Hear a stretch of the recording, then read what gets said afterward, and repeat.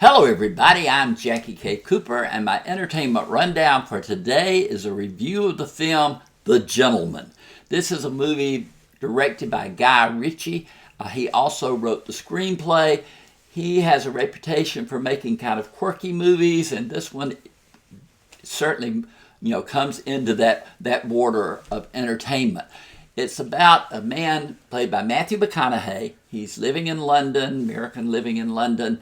He has amassed a fortune by, cultivating marijuana crops. He does them in secret locations. He's under the eye of the law, and he says, I do this, but marijuana doesn't kill anybody, so it's not like I'm involved in organized crime or anything of that fashion. But when he gets ready to retire, he's kind of announced that he's ready to sell out his business, and he has several people who are interested in buying it, and they are kind of competing against each other, and that's where the violence comes in. So there's violence against Matthew McConaughey and his wife, played by Dockery. She is great in this movie. You remember her from Downton Abbey, and she is so good as his wife, kind of as tough as he is. She plays a really strong character. But the movie starts with Hugh Grant's character. He's a journalist. He goes to Matthew McConaughey's right-hand man, played by Charlie Hunnam, and says, I've got a screenplay I'm thinking about selling, and you might want to buy it. And it's all about someone like Matthew McConaughey, or even identified as Matthew McConaughey's character. And it goes back and tells all of the deals that have been involved and all the violence that has erupted around him. And that's all told in flashbacks, which is usually a real negative to me. I like, linear, A to B to C to D, not back and forth, back and forth, back and forth. But that's what happens in this film. At first I thought, it's just confusing me. I'm not, staying up with the movie, but somehow about the third, halfway through, everything began to click.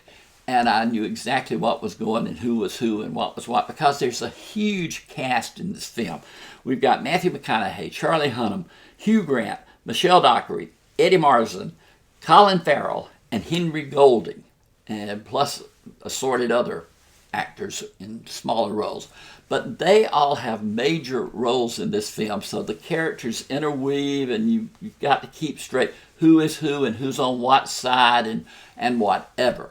But one element of the film you really have to pull for the character being played by Matthew McConaughey, and I don't know why, but in the last few films, Matthew McConaughey just hadn't done it for me. He comes across less than likable. I used to like him a long time ago when his career was just starting, but it seems like in the last few roles I'm put off by his characterizations. But he is there in the film, so I'm tried to overcome that distaste for him as an actor's or his choices as an actor.